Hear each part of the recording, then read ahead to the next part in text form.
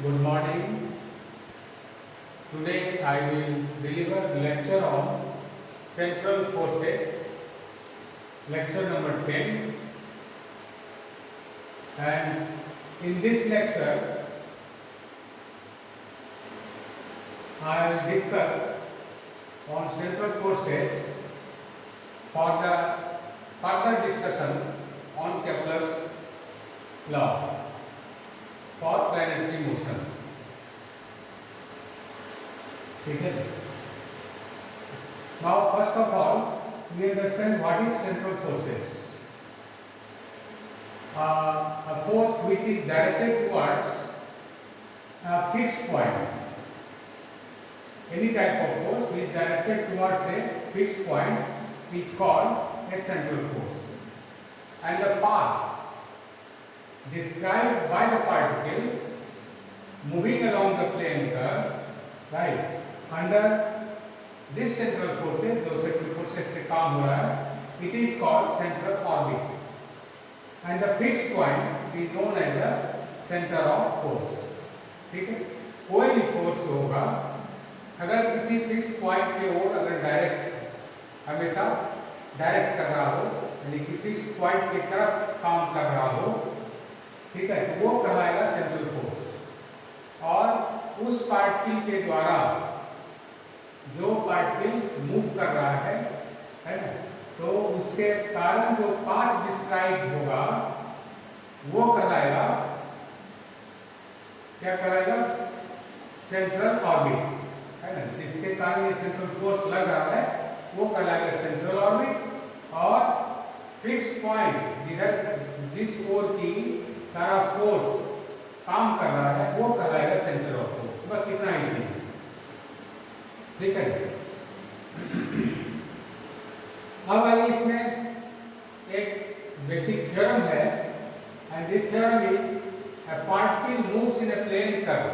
कोई भी plane curve है उस पर कोई पार्टिकल मूव कर रहा है with an acceleration p. Capital P हमने लिए, एक एक्सीलरेशन है जो जो एक्सीलरेशन काम कर रहा है, which is always directed towards a fixed point O. Acceleration किधर काम कर रहा है? Towards a fixed point O in the plane, उसी प्लेन में जिसमें कि पार्टिकल मूव कर रहा है प्लेन कर्व पर. तो कहना है कि what will be the differential equation of the path. That means find the differential equation of the path. यही करना है. इसमें दो एस्पेक्ट है. पहला हम डिराइव करेंगे पोलर फॉर्म में, दूसरा डिराइव करेंगे पेडल फॉर्म में. पोलर फॉर्म का मतलब हो गया relation between r and theta. ये मान लेते हैं जो रेड में कर्व खींचा हुआ है ये पार्टिकल का पाथ है, और एनी इंस्टेंट t पर, टाइम t पर पार्टिकल का पोजीशन एज्यूम कर लिए हैं. उसमें suppose that the position of the particle is at a r थीटा. A r theta is the polar coordinate of the point A. It means O be the pole which is the fixed point जिधर की acceleration काम कर रहा है. ये O हो गया, इसको हम पोल मान लेंगे. इधर एक्सीलरेशन ये P काम कर रहा है. As when we consider O as a pole, right, then obviously OA it can be considered as a radius vector, right, and suppose that OX is the initial line. ठीक है. और A पर tangent जो खींचे हुए हैं उस पर O से जो परपेंडिकुलर डिस्टेंस है, suppose that this perpendicular distance is E, और रेडियस वेक्टर जो इनिशियल लाइन से एंगल बनाएगा this is measured as theta.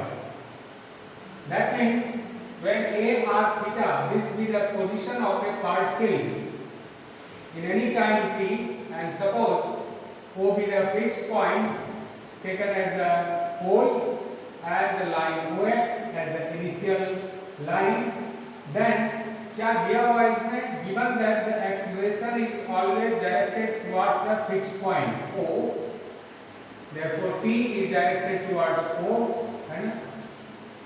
T अगर फोर्स हम ले लेते हैं, एक्सीलरेशन का डायरेक्ट कर रहा है उसकी तरफ, thus the particle has only radial acceleration, क्योंकि एक्सप्रेशन कर रहा है केवल इधर ही काम कर रहा है, तो मतलब पार्टिकल को केवल रेडियल एक्सेलरेशन है, नो ट्रांसवर्स एक्सेलरेशन। क्योंकि आप पढ़े हुए इसमें यूट्यूब पर अलग वीडियो होगा रेडियल ट्रांसवर्स एक्सेलरेशन के ऊपर, उसमें आप देख सकते हैं कैसे निकलता है, उसका एक्सप्रेशन क्या है रेडियल और ट्रांसवर्स के लिए। तो OA के अराउंड जो एक्सेलरेशन काम करेगा, it is known as component of acceleration, it is known as radial acceleration and perpendicular is the transverse acceleration. तो केवल रेडियल एक्सेलरेशन काम करेगा, ट्रांसवर्स एक्सेलरेशन 0 होगा। ठीक है, तो आप जानते हैं रेडियल एक्सेलरेशन कितना होता है। Radial acceleration is d2 r by dt square minus r theta d theta by dt whole square. और यही कह रहा है कि ये एक्सेलरेशन कितना है, तो p है, क्योंकि O के तरफ काम कर रहा है, इसलिए ये माइनस p हो जाएगा। और ये हो गया, आप जानते हैं it is measured in the sense of r increasing. तो यहाँ पर क्या है, हमेशा कह रहा है ये r इंक्रीजिंग में ये काम करता है, इसलिए ये तो हो गया इसका डायरेक्शन किधर, O से A के तरफ, जबकि दिया हुआ है P काम कर रहा है O के तरफ, इसलिए d2 r by dt square is equal to minus r d theta by dt whole square is equal to minus p हो जाएगा, है ना। हाँ, ये एक्सेलरेशन 0 हो गया, ट्रांसवर्स एक्सेलरेशन। ठीक है, तो ट्रांसवर्स ये तो एक नंबर हम ले लेंगे, as transverse acceleration is 0, so take this relation, that is 1 by r d by dt of r square d theta by dt is equal to 0. This is known as the transverse acceleration, right? तो ये transverse acceleration 0 हो गया, और radial acceleration दिया हुआ है it is equal to minus p। अब ये दो इक्वेशन मिल गया हमको, अब इससे हम क्या करेंगे, नाउ इंटीग्रेटिंग 2 1 by r का 0 हो गया, जैसे इंटीग्रेट करेंगे तो d by dt जो डेरिवेटिव है हट गया, बचा कितना r squared d theta by dt, it gives a constant. Suppose that this constant is suppose that h, ठीक है, इसको क्या मान लिए, x मान लिए, ठीक है। तो d theta by dt कितना, x बटे r square, ठीक है। and whenever suppose that r is equal to 1 by u or u is equal to 1 by r, then d theta by dt is equal to xu, ठीक है। इसको 4 number मान लिए, u बराबर कितना है, where u is equal to 1 by r, that is r is equal to 1 by u। अब क्या करेंगे, डिफरेंशिएटिंग r को डिफरेंशिएट कर दें हम t के रिगार्ड में, that means dr by dt it is equal to 1 by u का कितना हो गया, minus 1 by u square du by dt, ठीक है, ये मिल गया। और that means dr by dt is equal to minus 1 by u square, du by dt को क्या लिखे, du by d theta into d theta by dt, है ना।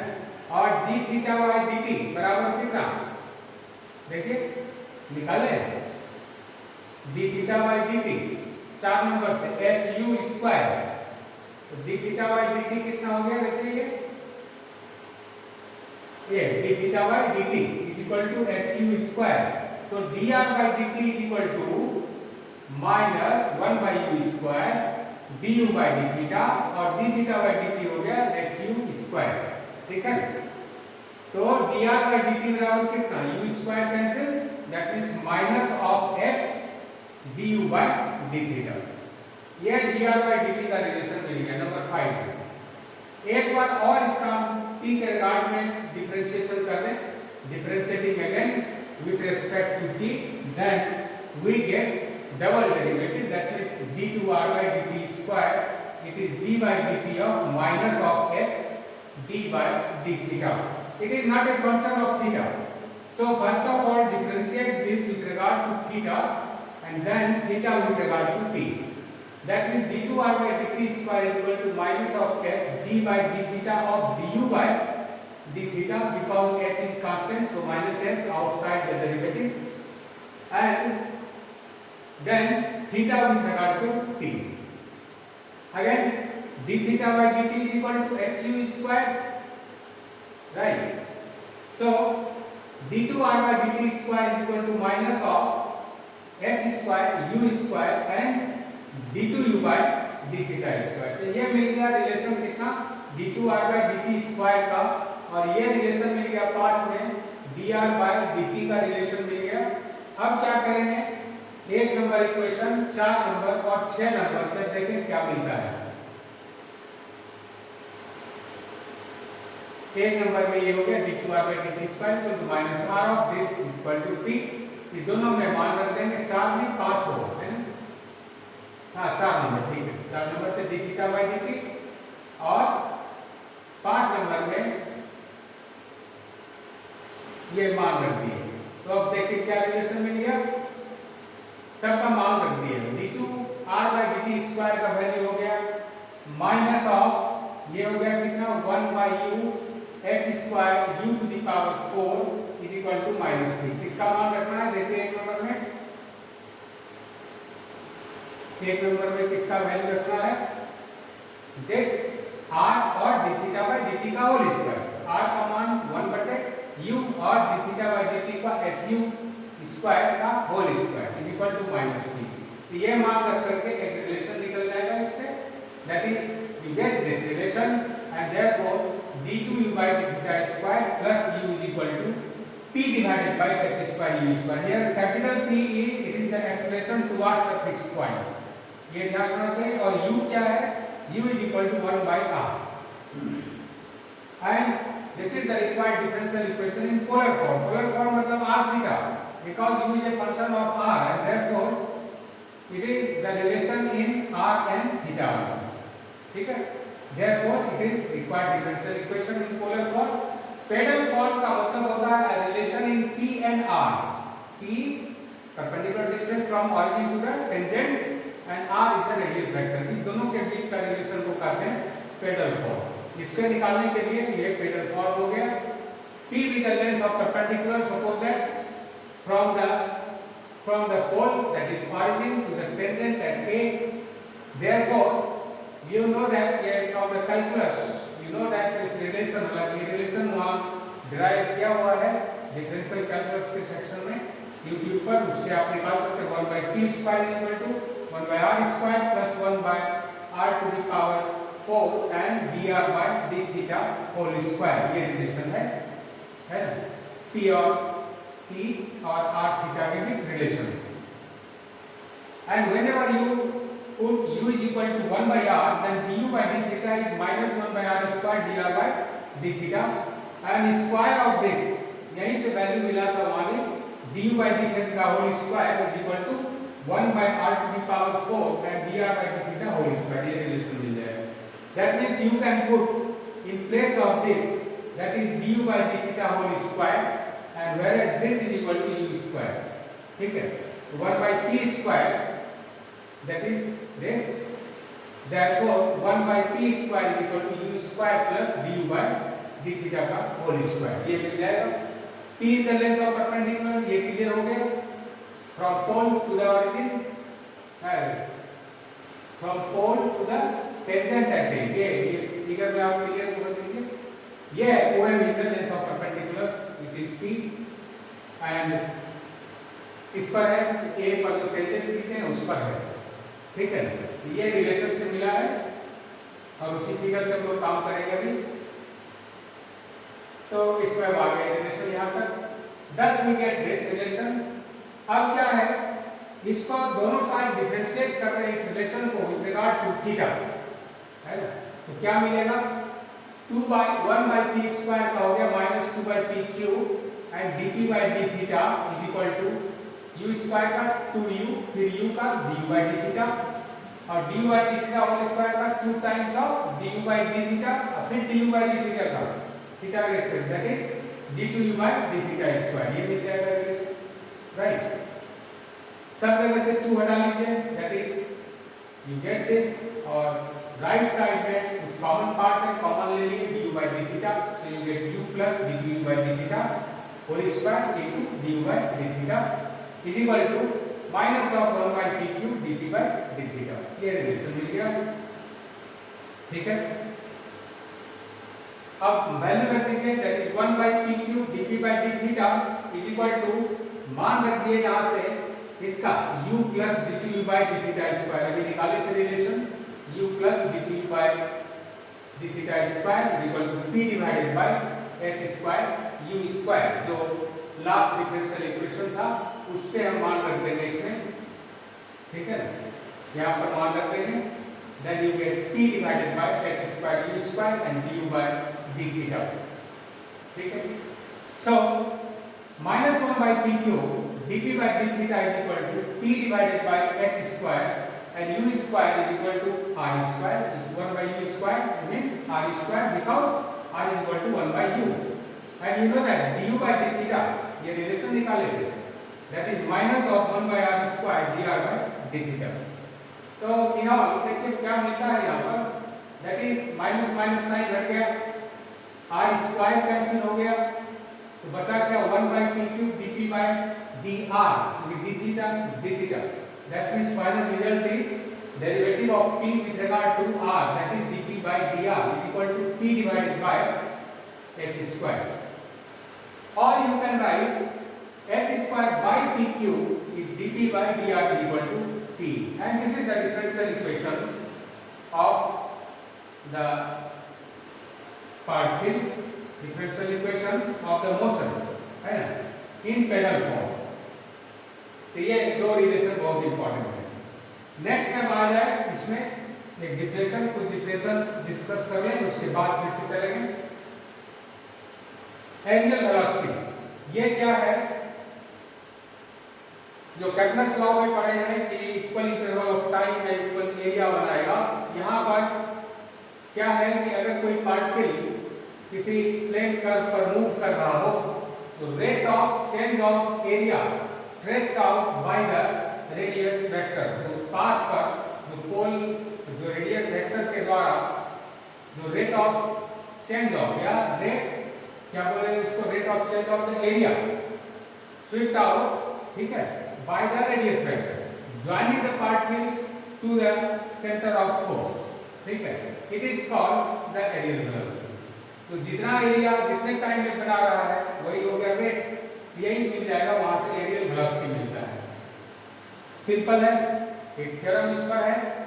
इन every central orbit the sectorial area traced out by the radius vector to the centre of force increases uniformly per unit of time, ठीक है. तो ये बहुत important है further discussion, जो कि अपनी कैप्लर्स लॉ में वो करना है प्लैनेटरी मोशन के लिए. उसके लिए ये सब काफी से जरूरत पड़ेगा हमको. इसके लिए हम फिगर ले लें पहले, ये फिगर, ठीक है. क्या है इसमें, A be the position of a particle on the plane curve at any time t, and B be the position in time t plus delta t. That means A and B are two consecutive positions of the particle in time t and t plus delta t respectively, and O being the pole, यहाँ पर centre of force भी बोल सकते हैं, जिधर के acceleration t काम करेगा, नहीं, O be the pole and OX the initial line, and therefore coordinate of A can be considered as r theta, where r is equal to OA and theta is the angle made by the radius vector with the initial line. And similarly for OB is the radius vector of r plus delta r, which is the radius vector of OB, and angle is theta plus delta theta. So the angle is AOD equal to delta theta, right? Also there are two things at AB, arc AB and chord AB, and you know that whenever B tends to A, जैसे जैसे B A की तरफ आएगा तो chord भी छोटा, chord और arc दोनों एक दूसरे से धीरे धीरे मिलते जाएगा. और लिमिटिंग पोजीशन में क्या हो जाएगा कि chord AB, arc AB divided by chord AB, or you can say chord AB upon arc AB is equal to 1 हो जाएगा, ठीक है. तो ये उसी का डिस्कशन है. इसमें पहले तो ले लिए हैं A and B are positions of the particle in time t and t plus delta t, and area swept of the radius vector OP and during the time interval delta t is triangle OAB, ये बनेगा area swept out. Hence the areal velocity of the particle is equal to कितना हो गया area, ये है ना, इसका rate निकालना है। That means limiting position delta t tending to 0, triangle of AOB divided by delta t, and you know that this is equal to कितना हो जाएगा, देखिए इसका निकाल लेंगे एरिया। तो limit delta t tending to 0 1/2, ठीक है, r डेल्टा r कौन सा आ गया, देखिए r and r plus delta r दोनों साइड का मिल गया, इनटू साइन डेल्टा थीटा, दोनों के बीच का एंगल का साइन, हाफ r यानी half of kb sine theta होता है, a हो गया दैट इज r, b हो गया r प्लस डेल्टा r, और दोनों के बीच का angle delta theta divided by delta t, that is half बाहर limit of r plus delta r sin delta theta is equal to, it calculated as sin delta theta by delta theta and delta theta by this delta t. So whenever b tending to a, that means delta theta tending to 0, it becomes 1, right, and delta r also tends to 0, and therefore aerial velocity of the particle, now it becomes 1/2, this r and delta r at 0, and therefore it is r square, 1/2 r square, and d theta by dt. This is called the aerial velocity of the particle. Now you know that ऊपर जो हम लोग बनाए हुए हैं 1/2 का, यानी r square, this is equal to half of x, aerial velocity, है ना, निकाले हुए हैं। तो therefore r square d theta by dt is equal to x हो जाएगा, नहीं, ऊपर निकाले कैलकुलेट किए हुए थे, therefore where h is a constant, and therefore aerial velocity of the particle now becomes 1/2 times of r square d theta by dt or half of x। ये दो तरह से कंसीडर कर सकते हैं। अब आइए ये दूसरा सेक्शन में, in every central orbit the linear velocity of a particle at any point A of its path varies inversely as the perpendicular from the center upon tangent to the path at A। देखिए क्या बोल रहा है, central orbit में linear velocity of any particle and of its path varies inversely as perpendicular from the center upon the tangent to the path at A। तो इसमें देखिए वही फिगर हम रखेंगे, फिगर वही रख देते हैं, OP हो गया, वो टेंजेंट हो गया P, ठीक है, और OA हो गया R, है ना। रिलेशन जो हो जाएगा, रिलेशन इसमें जो स्टैब्लिश करना पड़ेगा तो यही आ जाता है, B is equal to H divided by P, that is inversely हो गया, B और P के बीच का जो रिलेशन होगा ये इनवर्सली हो गया, where B is the linear velocity and P length of perpendicular from pole to the tangent, ये एस्टैब्लिश करना है। तो इसके लिए क्या करेंगे हम लोग, कोई रिएक्शन करते हैं। We have aerial velocity of the particle is equal to limit of triangle OAB divided by delta t, and it is equal to, देखिए अब क्या हो गया, limit delta t tending to 0 1/2, ठीक है, और इसका एरिया आप निकाल लें, एरिया में हो गया कॉर्ड ऑफ एबी बेस, और P1 मान लीजिए परपेंडिकुलर O से उस कॉर्ड पर, कॉर्ड AB पर जो length of perpendicular half into base into perpendicular distance ही होता है। तो बेस हो गया कॉर्ड AB और उस पर ऑर्डिनरी से परपेंडिकुलर डिस्टेंस P1 है। P1 क्या हो गया, this is the perpendicular distance from the pole O to the chord AB, therefore area is this thing divided by delta t। तो ये क्या हो गया, limit delta t tending to half of, अब देखिए chord AB divided by arc AB, है ना, arc AB upon delta t into P1।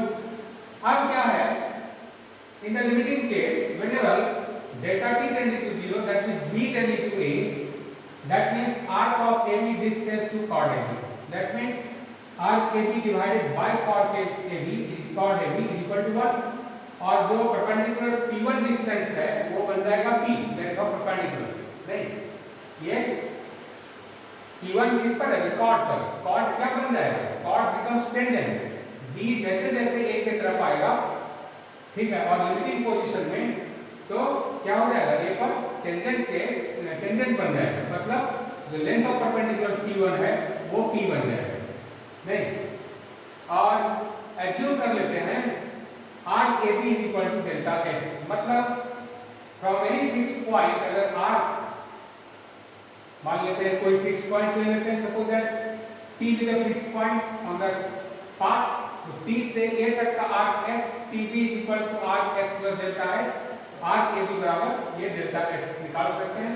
Therefore we have areal velocity now become 1 by 2 times of delta S by delta T into P1, and limiting case में delta S by delta T it becomes ds by dt, and P1 becomes P, and so it is 1 by 2 times of ds by dt into P, and you know that ds by dt is the linear velocity, and so 1 by 2 times of v into P. Therefore we get 1 by 2 times of Vp is equal to half of x, that is Vp is equal to x, that is v is equal to h upon P, and this establishes the relation. Right. Next is corollary, one important corollary, as v square is equal to h square upon p square, because